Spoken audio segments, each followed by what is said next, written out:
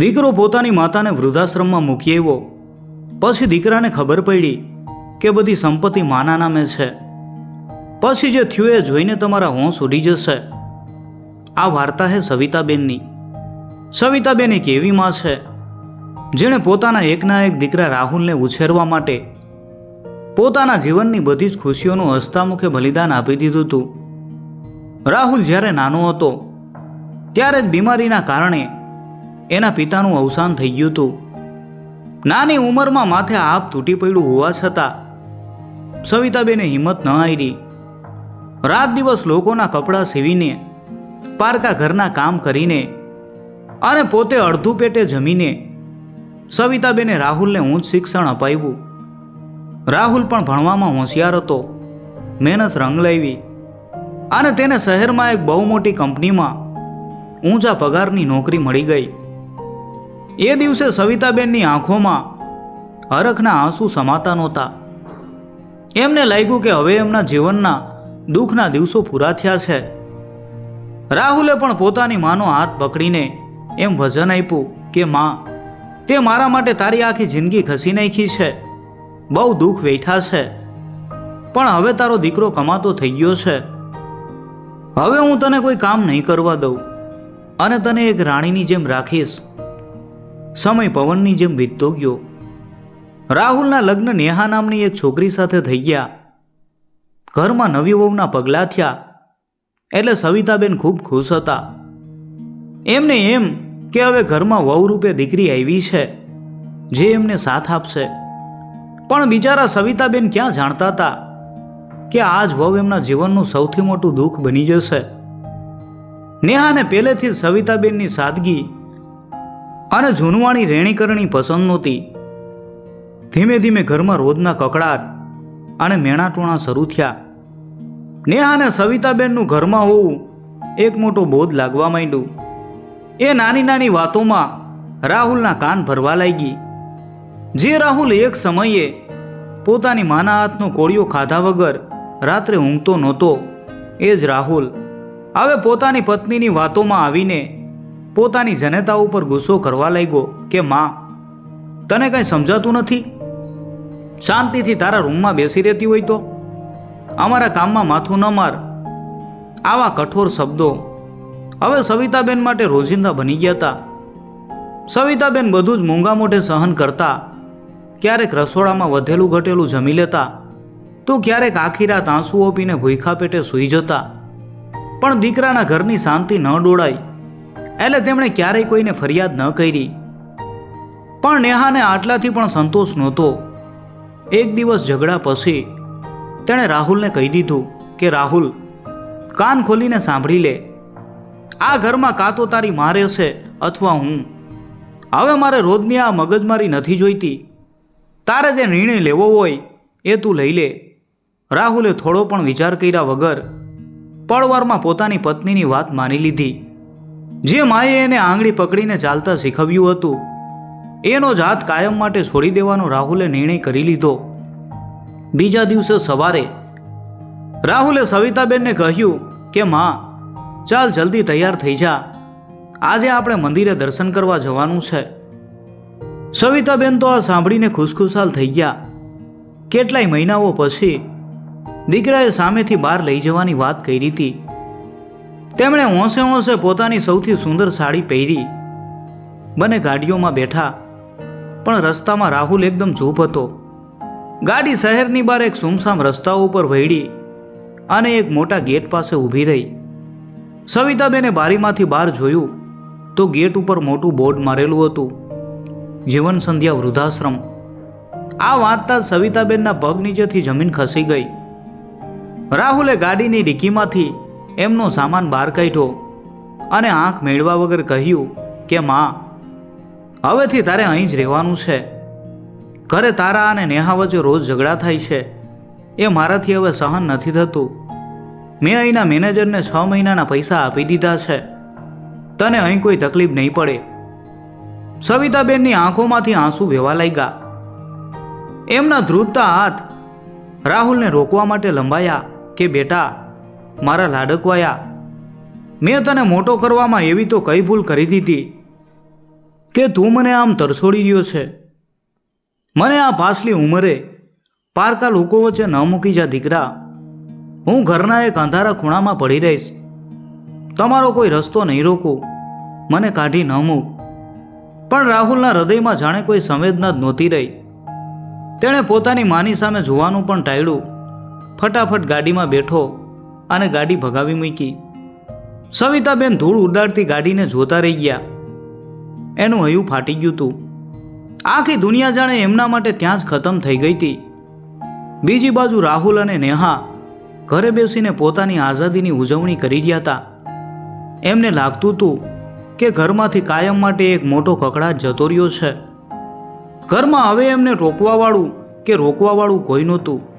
બંને મોડી રાત સુધી પાર્ટીઓ કરતા, બહારનું જમતા અને મન ફાવે એમ પૈસા ઉડાવતા. નેહાએ તો ઘરમાંથી સવિતાબેનની જૂની વસ્તુઓ પણ ભંગારમાં કાઢવાનું શરૂ કરી દીધું હતું.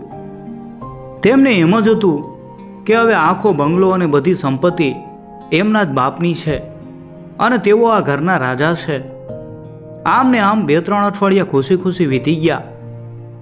એક દિવસ રાહુલને પોતાનો નવો બિઝનેસ શરૂ કરવા માટે બેંકમાંથી લોન લેવાની જરૂર પડી. તે બેંક મેનેજર પાસે ગયો. બેંક મેનેજરે તેને કહ્યું કે રાહુલભાઈ, તમારો પગાર સારો છે એટલે લોન તો તમને મળી જશે, પણ આટલી મોટી રકમ માટે તમારે ગેરંટી તરીકે તમારા આ બંગલાના અસલી દસ્તાવેજ બેંકમાં જમા કરાવવા પડશે. રાહુલે હસતા હસતા હા પાડી દીધી. એને ખબર હતી કે ઘરના બધા અગત્યના કાગળિયા એની માના કબાટમાં જ પડ્યા છે. રાહુલ ઘરે આવ્યો અને સીધો જ પોતાની માના રૂમમાં ગયો. વર્ષો જૂનો એ કબાટ તેણે ખોલ્યો. કબાટમાં એક બાજુ સવિતાબેનની 2-4 સાડીઓ સમેટાયેલી પડી હતી અને બીજી બાજુ એક જૂની ચામડાની બેગ હતી. રાહુલે એ બેગ ખોલી. અંદર ઘણી બધી ફાઇલો હતી. એક પછી એક ફાઇલ ફંફોડતા અચાનક રાહુલના ઘરના દસ્તાવેજની ફાઇલ આવી ગઈ. રાહુલે ખુશ થતા થતા દસ્તાવેજ ખોલ્યો, પણ જેવું તેણે પેલું પાનું વાંચ્યું, એના ચહેરાનો રંગ સાવ ઉડી ગયો. એના હાથ ધ્રુજવા લાગ્યા અને કપાળ ઉપર પરસેવાના ટીપા ભાજી ગયા. નેહા પણ ત્યાં જ ઊભી હતી. તેણે ગભરાઈને પૂછ્યું, શું થયું રાહુલ? આટલો બધો ગભરાઈ કેમ ગયો? કાગળિયા બરાબર નથી?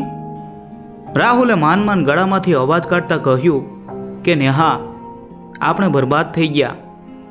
નેહાએ તરત જ રાહુલના હાથમાંથી ફાઇલ છૂટવી લીધી.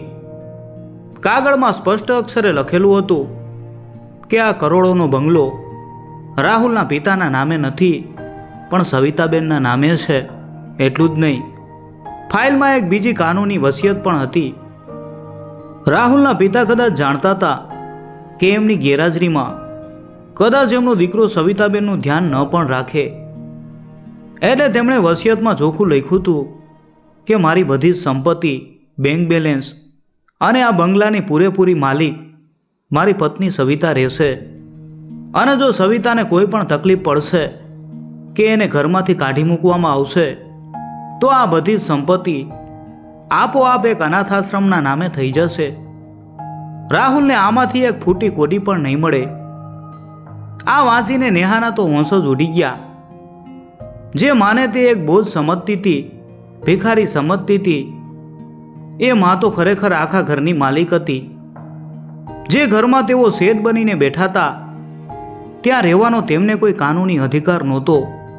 જો સવિતાબેન ચાહે તો એક જ ઝાટકે રાહુલ અને નેહાને ઘરની બહાર કાઢી અને રસ્તા ઉપર લાવી શકે એમ હતા. બેંકની લોન તો દૂરની વાત રહી, હવે તો પોતાના માથા ઉપરથી છત છીનવાઈ જવાનો ડર ઊભો થયો હતો. નેહા જે અત્યાર સુધી સવિતાબેનને નફરત કરતી હતી એના સૂર તરત જ બદલાઈ ગયા. એણે ગભરાઈને રાહુલને કહ્યું કે રાહુલ, તું હજી અહીં જ ઊભો છે? જલ્દી ગાડી કાઢ. જો માજી ગુસ્સામાં આવીને કોઈ વકીલ પાસે પહોંચી ગયા ને તો આપણે રસ્તા ઉપર ભીખ માગવાનો વારો આવશે. જલ્દી જા અને ગમે તેમ કરીને હાથ પગ જોડીને માજીને પાછા ઘરે લઈ આવ. તેમને કહેજે કે અમારાથી બહુ મોટી ભૂલ થઈ ગઈ, અમને માફ કરી દો. સ્વાર્થ અને ડરના માર્યા રાહુલ તરત જ ગાડી લઈને વૃદ્ધાશ્રમ તરફ દોડ્યો. આખા રસ્તે તે મનમાં બાના વિચારતો રહ્યો કે માને કઈ રીતે મનાવશે, કઈ રીતે ખોટા આંસુ સારીને માને પીગળાવશે. ગાડી ભગાવતો ભગાવતો તે જીવન સંધ્યા વૃદ્ધાશ્રમના ગેટ ઉપર પહોંચ્યો. રાહુલ આપતો આપતો મેનેજરની કેબિનમાં પહોંચ્યો. એના શ્વાસ ફૂલી ગયા હતા. તેણે ગભરાતા અવાજે પૂછ્યું કે મેનેજર સાહેબ, મારી મા સવિતાબેન ક્યાં છે? મારે તેમને અત્યારે જ મારી સાથે ઘરે લઈ જવા છે. મેનેજરે રાહુલની સામે કડક નજરે જોયું. તેમણે એક ઊંડો નિસાસો નાખ્યો અને કહ્યું કે રાહુલભાઈ, તમે બહુ મોડા પડ્યા. તમારા બા હવે અહીં નથી. રાહુલે પરસેવો લૂછતા લૂછતા પૂછ્યું, તો ક્યાં ગયા છે મારી મા? મેં તો તેમને અહીં જ મૂક્યા હતા. મેનેજરે જવાબ આપ્યો, તમે એમને અહીં રડતા મૂકીને ગયા એ પછી 2 દિવસ સુધી એમણે અન્નનો એક દાણો પણ મોંમાં નહોતો મૂક્યો. પણ પછી અચાનક તેમનામાં એક ગજબની હિંમત આવી ગઈ. ગઈકાલે જ તમારા પિતાના એક વકીલ મિત્ર એમને મળવા આવ્યા હતા. સવિતાબેનને જ્યારે ખબર પડી કે તમે તેમને કાયમ માટે તરછોડી દીધા છે, ત્યારે તેમણે એક બહુ મોટો નિર્ણય લીધો. કાયદેસરની બધી જ કાર્યવાહી પૂરી કરીને તેઓ અહીંથી હંમેશા માટે જતા રહ્યા છે. જતા રહ્યા? પણ ક્યાં? રાહુલે ગભરામણ સાથે પૂછ્યું. મેનેજરે એક કાગળ ઉપર સરનામું લખીને આપ્યું. શહેરની બહાર આવેલા માતૃછાયા અનાથાશ્રમમાં. આ સાંભળતા જ રાહુલના પગ નીચેથી જમીન સરકી ગઈ. જે ડર હતો એ જ સાચો પડ્યો. તે ભાગતો ભાગતો પોતાની ગાડીમાં બેઠો અને સીધો અનાથાશ્રમ પહોંચ્યો. ત્યાં પહોંચીને તેણે જે દ્રશ્ય જોયું એ જોઈને એના હોંશ ઉડી ગયા. જે માને તે થોડા દિવસ પહેલા રડતી કકડતી છોડીને ગયો તો, એ જ માં આજે બહુ ખુશ હતી. અનાથાશ્રમના નાના નાના ભૂલકાઓ સવિતાબેનને વળગીને બેઠા હતા. કોઈ તેમને વાર્તા કહેવાની જીદ કરી રહ્યું હતું, તો કોઈ તેમને મા અને દાદી કહીને બોલાવી રહ્યું હતું. સવિતાબેનના ચહેરા ઉપર એક અનોખી શાંતિ અને તેજ હતું. રાહુલ ધીમા પગલે તેમની પાસે ગયો અને સીધો તેમના પગમાં પડી ગયો. મગરમચ્છના આંસુ સારતા રાહુલે કહ્યું કે મા, મને માફ કરી દે. મારાથી બહુ મોટી ભૂલ થઈ ગઈ. નેહાની વાતોમાં આવીને મેં તારું દિલ દુભાવ્યું. હવે હું તને લેવા આવ્યો છું. ચાલ મા, આપણે આપણા ઘરે પાછા જઈએ. હું તને બહુ સારી રીતે રાખીશ. સવિતાબેને કોઈ ઉતાવળ કર્યા વગર એકદમ શાંતિથી પોતાના પગ પાછા ખેંચી લીધા. એમની આંખોમાં હવે રાહુલ માટે કોઈ મમતાની નબળાઈ નહોતી દેખાતી. તેમણે બહુ જ મક્કમ અવાજે કહ્યું, ક્યું ઘર રાહુલ?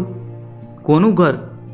જે ઘરમાં એક મા માટે કોઈ જગ્યા નહોતી, એ ઘર મારું કેવી રીતે હોઈ શકે? અને સાચું કહેજે દીકરા, આજે તું મને લેવા આવ્યો છે કે કબાટમાં પડેલી એ વસિયતને બચાવવા આવ્યો છે? રાહુલ તો આ સાંભળીને અવાક થઈ ગયો. એને સમજાઈ ગયું કે માને એના સ્વાર્થની બધી જ ખબર પડી ગઈ છે. સવિતાબેને ઊંડા શ્વાસ સાથે આગળ કહ્યું કે દીકરા, તે તો મને ક્યારની તારા જીવનમાંથી કાઢી મૂકી હતી, પણ આ અનાથ બાળકોના પ્રેમે મને નવું જીવન આપ્યું છે. મેં મારી તમામ સંપત્તિ, એ બંગલો અને બેંક બેલેન્સ આ અનાથાશ્રમના નામે કરી દીધું છે. આજે સાંજે જ અનાથાશ્રમના ટ્રસ્ટીઓ અને પોલીસ એ બંગલાનો કબજો લેવા આવી રહ્યા છે. મેં તને મારું લોહી રેડીને મોટો કર્યો, પણ તું મારો ન થઈ શક્યો. અને આ બાળકો, જેમને મેં જન્મ પણ નથી આપ્યો, છતાં તેઓ મને અઢળક પ્રેમ આપે છે. રાહુલ કરગરવા લાગ્યો, હાથ જોડવા લાગ્યો કે માં, આવું ન કર. અમે રસ્તા ઉપર આવી જઈશું. મારી જિંદગી બરબાદ થઈ જશે. પણ સવિતાબેને પોતાનો ચહેરો ફેરવી લીધો. તેમણે કહ્યું, તે મને રસ્તા ઉપર મૂકી ત્યારે તે મારા વિશે વિચાર્યું હતું? જાવ અહીંથી. મારો અને તમારો સંબંધ એ જ દિવસે પૂરો થઈ ગયો હતો જ્યારે તમે મને આશ્રમમાં છોડી હતી. એમ કહીને સવિતાબેન બાળકો સાથે રમવામાં મગ્ન થઈ ગયા. રાહુલ નિરાશ થઈને રડતો રડતો ખાલી હાથે ઘરે પાછો ફર્યો. ઘરે પહોંચ્યો તો જોયું કે અનાથાશ્રમના લોકો અને પોલીસ બંગલો ખાલી કરાવી રહ્યા હતા. નેહા પોતાનો સામાન લઈને રસ્તાની એક બાજુ ઉપર ઊભી ઊભી ચોધાર આંસુએ રડી રહી હતી. આજે રાહુલ અને નેહાને પોતાના કર્મોની સજા મળી ગઈ હતી. જે માને તેમણે બોજ સમજીને રસ્તા ઉપર રઝળતી મૂકી હતી, આજે એ જ માના કારણે તેઓ રસ્તા ઉપર આવી ગયા હતા. સંપત્તિનો લાલચુ દીકરો આજે બધી જ રીતે કંગાળ થઈ ગયો હતો, પૈસાથી પણ અને માના અમૂલ્ય પ્રેમથી પણ. મિત્રો, જો તમને આ વાર્તા ગમી હોય તો વિડીયોને લાઈક કરજો અને કોમેન્ટમાં જણાવજો કે સવિતાબેને લીધેલો નિર્ણય તમને કેવો લાગ્યો.